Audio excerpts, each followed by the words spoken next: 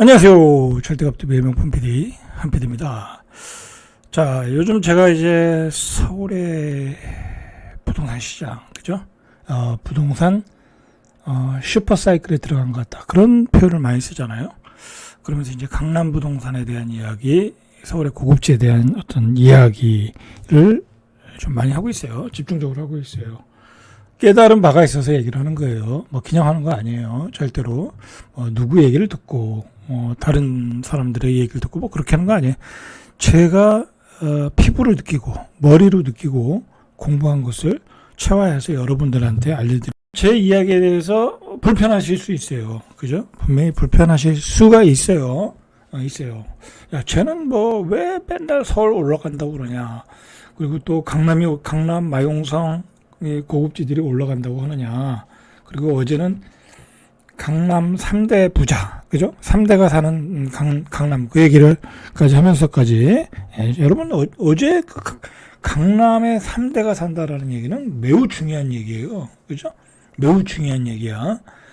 그러니까 강남의 수요가 3배로 늘어난 거예요. 할아버지가 살고요. 아버지가 살고요. 이제 결혼할 손자가 사는 거예요. 그러니 세 채가 더 필요한데 공급이 없잖아요. 근데 그 강남의 부자는 또 재산도 늘렸어. 그죠? 두 사람이. 그러다 보니까 강남에 집이 많이 필요하게 된 거죠. 그래서 가격이 올라간다 라는 추론을 좀 해봤어요. 굉장히 중요한 얘기인데 많이 안 보더라고요. 잘 인정하기 싫은 거죠. 그죠? 인정하기 싫은 거고, 어차피 뭐 강남은 나하고 이제 상관없다, 그렇게 생각하시는 분들이 많은 거죠. 불편하실 수 있어요. 분명히 불편하실 수 있는데, 자, 제가 혹시 오해가 될까봐 말씀을 드리는 건데, 저는 강남에 집 없고요, 마용성에도 집이 없어요. 그리고 서울에 집 없어요, 저. 그러면 저는 서울 떨어져라 폭락해라 그렇게 해야 되잖아요. 제 입장에서는. 저 서울에 집 없어요. 서울에 집을 살 계획은 있지만 현재는 없어요. 제가 항상 얘기하지만 저는 세종에 집이 있고, 그 다음에 저기 105 신도시에 옛날에 분양받은 거, 서울대병원 들어올 자리에 이 앞에 거기 임대 준 거 하나, 임대주택 하나밖에 없어요. 서울에 땅도 없어요, 저는. 그러니까 야, 너 혹시 서울지갑 띄우려고 네가 그런 거 아니냐 그러는데, 절대 오해하지 마세요. 서울에 한 평의 집도 없고 한 평의 땅도 없어요. 그러나 서울에 집을 살 계획은 있어요. 계획이 있는 놈인데 왜 이렇게 집값을 띄우느냐, 그렇게 이야기하실 수는 있지만, 현실이 그런 걸 어떻게 해요. 현실이 그런 걸.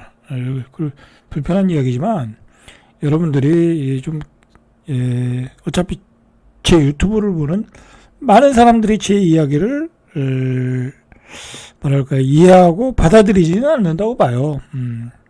뭐 제 요즘 뭐 유튜브가 많이 보는 것도 아니고, 뭐 다른 유튜브에 비해서 절대 퀄리티가 떨어지지 않는데 이상하게 많이 보질 않아요.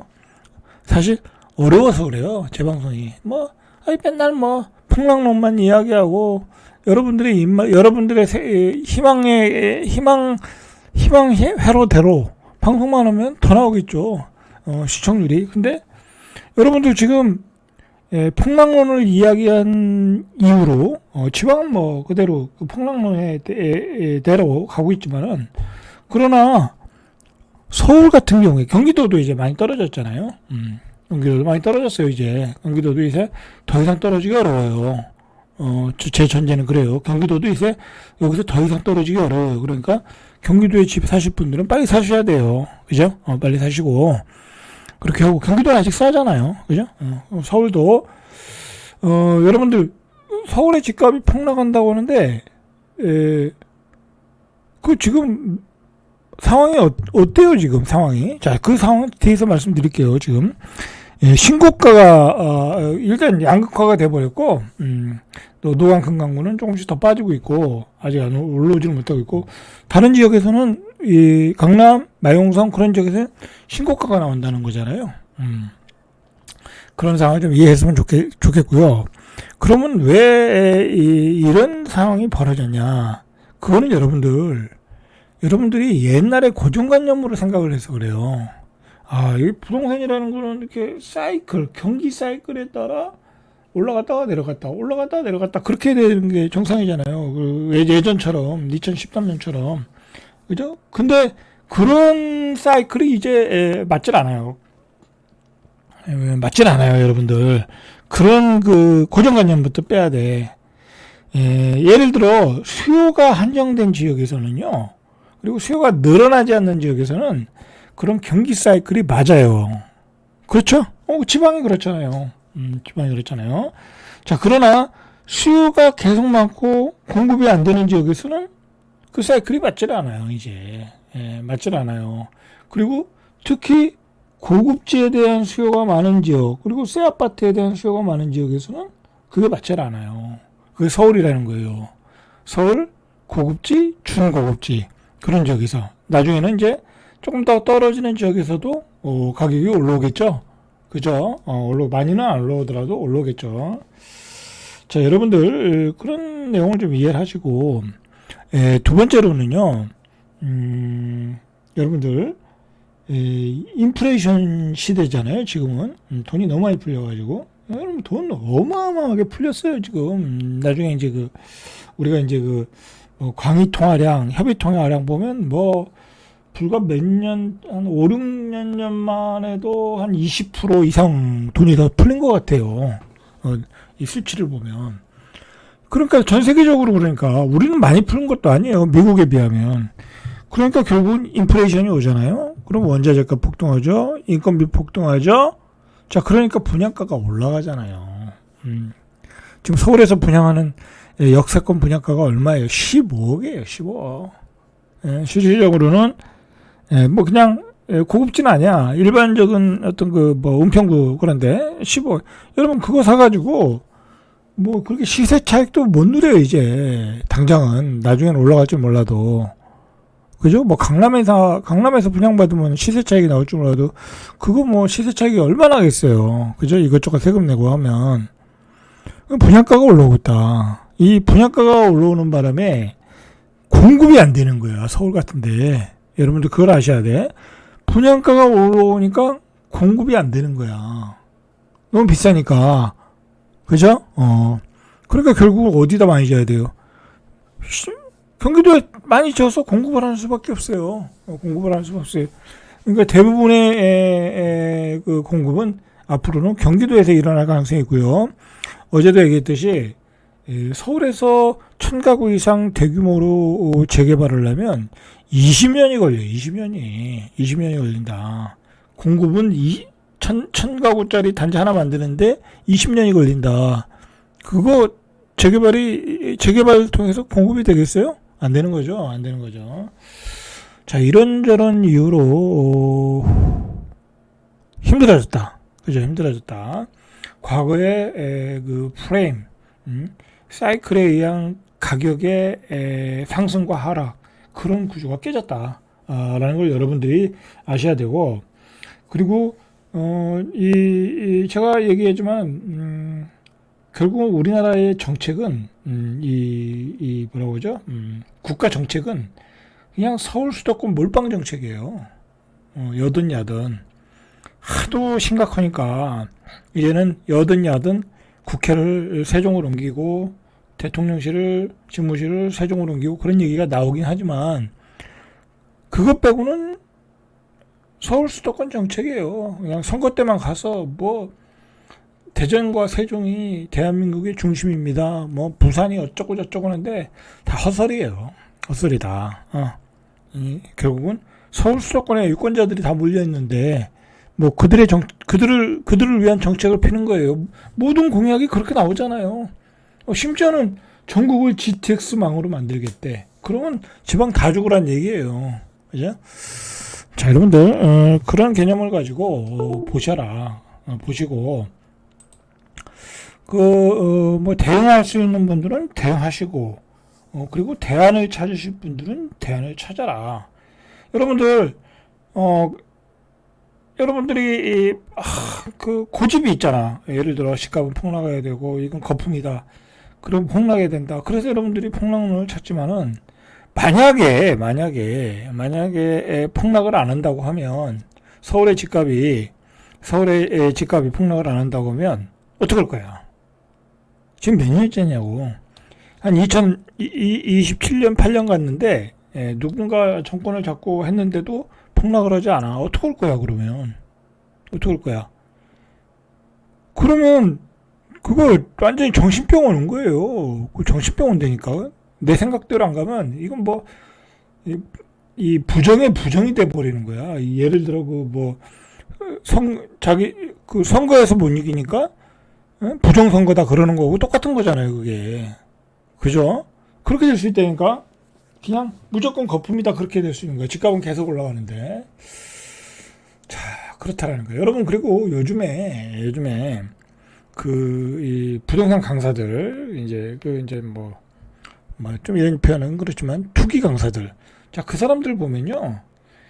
이제 지방을 강의하는 사람이 있었고, 전국적으로, 전국 강의를 하는 애들이 있었고, 옛날엔 다 전국 강의를 했죠. 그리고 서울 위주로 하는 애들이 있었는데, 요즘은요, 전국 강의하는 애들이 다 사라졌어요. 아예 블로거도 활동 잘 안 하더라고. 강의도 안 하고요. 아니 누가 지방에 갭 투자하세요 그러면 그 강의 들으러 가는 얼빠진 놈이 있습니까?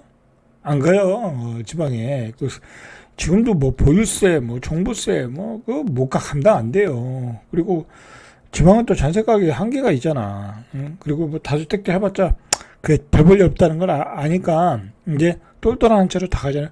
그런데 그 강사들이 그나마 살아남은 강사들이 다 어디로 갔냐면 지금 서울만 집중적으로 강의를 하더라고. 경기도도 안 하더라고 요즘은. 경기도도 안 하더라고.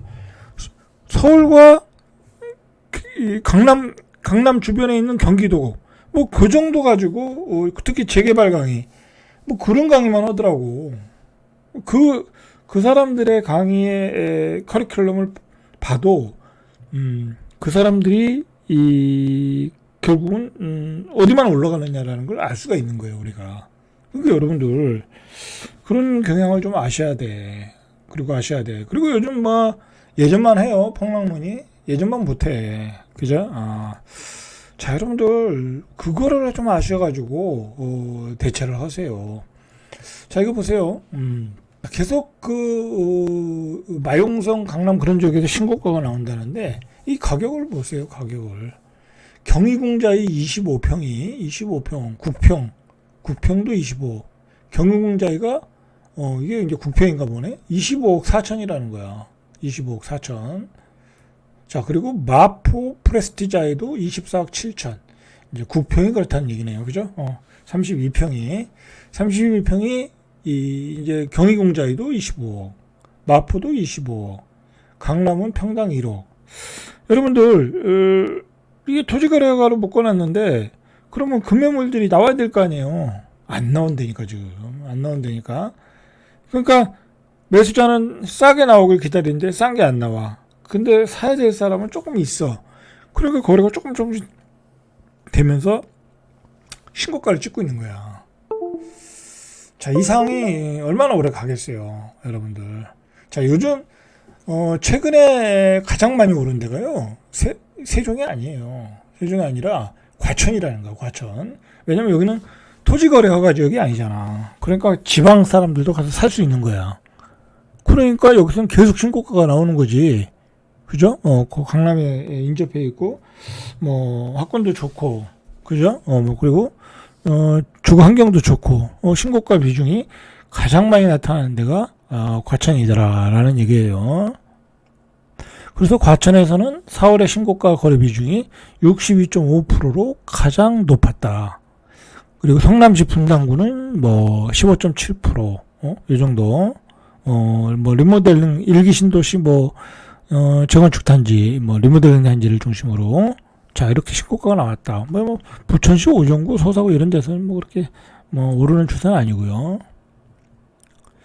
자, 부동산 플랫폼 직방에 따르면 이제 여기서 이제 실거래 자료를 분석해 보니까 4월 수도권 아파트 거래량이 13,423건, 전달보다 한 47% 줄었네요. 팍 줄었어요.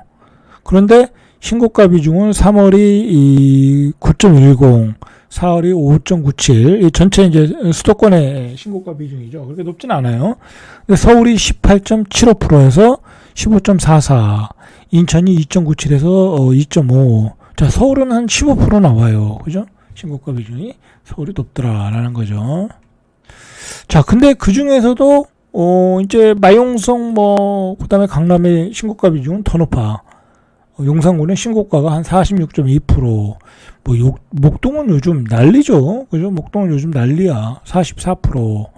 서초구가 33%. 이 신고가 비중이 30% 넘으면 굉장히 높은 거예요. 그냥 세 개 중에 하나는 신고가 찍고 있다는 거잖아. 그죠? 송파구는 27.9%, 마포구 26%, 성동구 22%. 그러니까 이건 사실상 매도자 우위 시장이야. 반면에 이제 도봉구를 보세요. 거의 안 나오죠. 1%도 안 나오네. 그죠? 그러니까 이런 적은 하락적이라고 봐야 되겠죠. 자, 그런 상황이다. 자, 여러분들 요즘 이제 신문에 보니까 이런 내용이 있더라고요. 아예 이제 부동산 강의하는 사람들이 이 맞춤형으로 강의를 해요. 이런 식으로 한다는 거예요. 가령 부부가 연봉 2억이면 어디 갈래요? 그죠? 부부가 연봉 2억이면 돈 좀 있으면 이런 데 가라는 거야. 흑석동, 노량진. 연봉 2억이라는 건 대기업 단위겠죠, 이제. 합산으로 보면. 자, 그러면 이런 데 가라는 거야. 그러니까 이 부부가 연봉 2억이 안 되는 분들은 이런 데 못 들어간다는 얘기예요. 그죠? 그렇게 보셔야 되는 거야. 자, 합산 연봉이 5천만 원인 사람들은 이제 돈이 1억이야. 그런 사람들은 어디 가라? 수도권 상기 신도시 가라는 거야. 그죠? 이렇게 서울의 부동산들이 서열화되고 있어요, 여러분들. 그걸 좀 인지하셨으면 좋겠어요. 서울의 부동산들이 연봉으로 서열화되고 있어요. 그러면 그런 지역에서 연봉이 높은 지역에서 가격이 비싼 지역에서는 당연히 교육 환경이 좋겠죠. 학군이 좋겠죠. 야, 이거 세상이 이제 완전히 이렇게 계급화돼 버리는 거예요, 여러분들. 저희 고등학교 다닐 때는 제가 용산고등학교 나왔는데 용산구에 부천도 있고 빈천도 있고 다 있잖아요. 그러면 해방촌에 사는 좀 빈촌이었고 용산동도 그때 좀 빈촌이었고 후암동은 조금 잘 사는 애들이 있었어. 그 다음에 동부이촌동 애들이 공부 잘했거든요. 동부이촌동 애들이 우리 학교 왔어요. 걔들이 거의 상위권이었어요. 그러면 잘 사는 애들이 못 사는 애들이 이렇게 섞여서 다녔잖아요. 그랬는데 이제는 그렇게 안 된다는 거야. 이제 앞으로는 지금 현재 목동이 그래도 목동은 전세로 들어가서 살면 되잖아요. 그죠? 지금 가구가 낡아가지고 전세로 들어가서 살면 되잖아. 그죠? 근데 이제 앞으로 이제 새 아파트가 들어서고 그 전세 가격도 비싸지고 하면 이제 거기 들어가지도 못해 이제. 그러면 거기 학군은 더 좋아지겠죠? 그죠?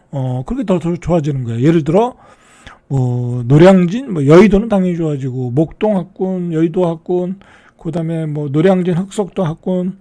일단 그 고수도권이 사니까 그렇게 계급화되는 거야. 그죠? 자, 그런 사회가 올 수 있다, 오고 있다라는 거죠. 자, 제가 설명하고 싶은 건 그런 거예요, 지금. 굉장히 서울이 가격이 올라가면서 그렇게 어떤 계층 분화가 일어나고 있고요. 그다음에 어제 얘기했듯이 소득의 양극화도 일어나고 있지만, 그죠? 소득이 받쳐주면 괜찮죠. 들어갈 수 있으니까. 근데 소득을 많이 가진 사람들이 자산도 더 많이 가진 거야. 그 부모님들이. 그러면서 자산의 양극화가 확 벌어지고 있는 거예요, 지금. 소득의 양극화에서 자산의 양극화가 벌어지고 있는 거고, 그게 서울에서 벌어지고 있다. 그죠? 서울과 경기도의 중강남 지역, 그런 지역에서 크게 벌어지고 있다. 자산의 양극화를 통한 그런 게 크게 벌어지고 있다. 여러분들, 그런 점들이 우리 사회를 굉장히 어렵게 만들고 있는 게 아닌가. 그런 어떤 문제의식을 가지고 저는 프로그램을 만드는 거예요. 제가 강남을 띄우려고 그러는 것도 아니고 서울을 띄우려는 목적도 아니에요. 그것도 모르고 댓글에 그렇게 다시는 분이 있더라고. 서울을 강남을 띄우냐 어쩌고저쩌고. 제가 미쳤다고 강남을 띄우겠습니까? 하도 답답해서 말씀을 드리는 거지. 이런 현실을 모르고 있더라고. 모르고 무조건 강남 폭락한다 그런 얘기는 이제 흘러간 노래라 이거야. 흘러간 노래. 자산의 양극화, 소득의 양극화가 본격적으로 벌어졌다. 한번 보세요.